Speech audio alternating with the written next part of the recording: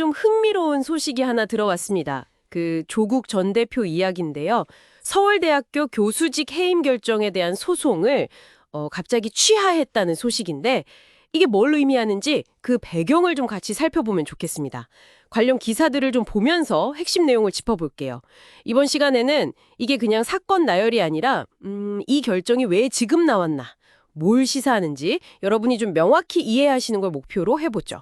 핵심부터 말씀드리면 자녀 입시 비리 같은 혐의로 실형받고 지금 복역 중이지 않습니까?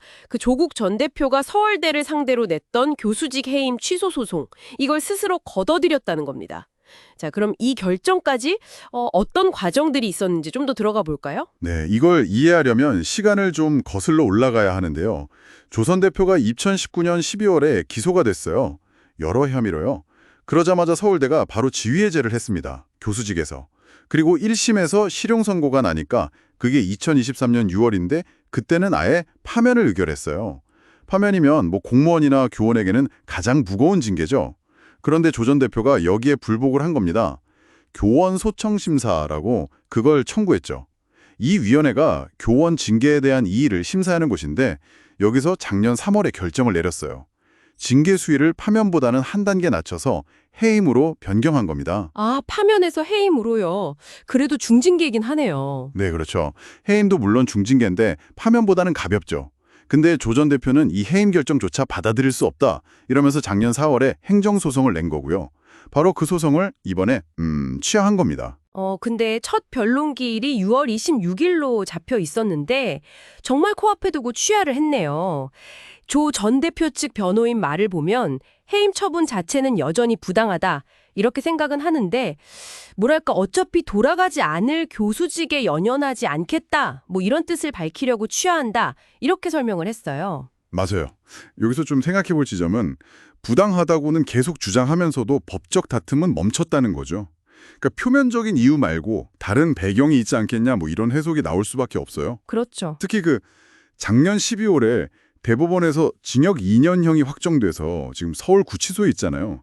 이런 신분하고 전혀 관계없다고 보기는 좀 어렵지 않나 싶습니다.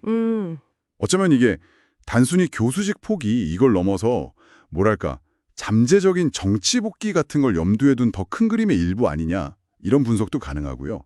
그러니까 학자 조국보다는 정치인 조국으로서의 행보 여기에 좀 더 집중하려는 신호 아니냐 이렇게 볼 수도 있겠죠. 그러니까 정리하면 해임은 부당하다 이 입장은 그대로인데 소송을 계속할 실익은 없다고 판단했거나 아니면 말씀하신 것처럼 뭔가 다른 정치적인 고려가 있었을 수도 있다 이런 거군요.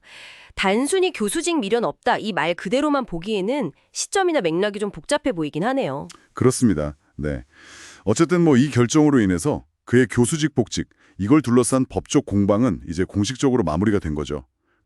학자로서의 경력과 관련된 여러 논란들 중에서 좀 중요한 한 부분이 일단락된 셈입니다. 물론 이 결정 자체가 또 다른 해석을 낳을 수는 있겠지만요.